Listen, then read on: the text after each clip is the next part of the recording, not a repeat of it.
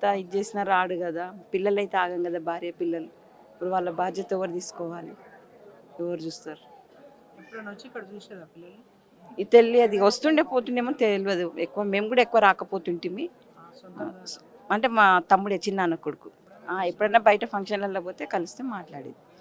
ఆ, కలిస్తే మాట్లాడేది. మేము కూడా ఎండా కలిసినా కానీ బాగున్నవారా, పిల్లలు బాగున్నారా అంటే అక్క బాగున్నారు, మీరు బాగున్నారా, మీ పిల్లలు బాగున్నారా అనేది. అంటే ఇక్కడికి మీ ఇంటికాడికి వస్తుండేనా ఎప్పుడైనా? ఎప్పుడు రాలేదు.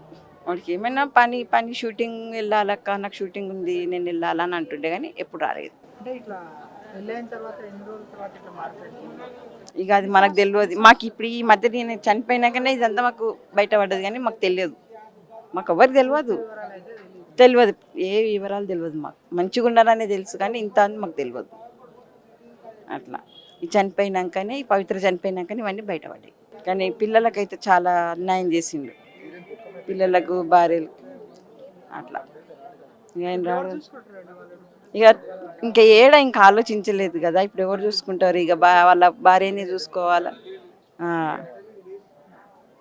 ఇంకా కన్న తల్లి చూసుకోవాలి, ఏం చేస్తుంది? ఇక ఒక సిస్టర్ చందుగా, ఒక సిస్టర్, ఇద్దరు అన్నదమ్ముళ్ళు, ఒక చెల్లి అట్లా. అన్నదమ్ములు మంచిగా ఉండేది, చెల్లె కూడా బాగుంటుంది. ఇప్పుడు కూడా వాళ్ళు అట్లా మంచిగా కలిసిమెలిసి ఉంటారు. అంటే పవిత్ర పరిచయం తర్వాతనే అయిపోయింది, ఫ్యామిలీని ఇట్లా దూరం పెట్టి దూరం పెట్టేసుకుంటా అంతే. అట్లా ఫ్యామిలీని గిట్ట దూరం పెట్టేసుకుంటాం. ఇక పవిత్ర ఎప్పుడైతే యాక్సిడెంట్లో చనిపోయిందో అప్పటి నుండి మాకు తెలిసింది మా అందరికీ.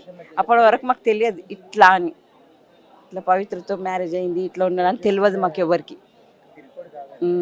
అట్లా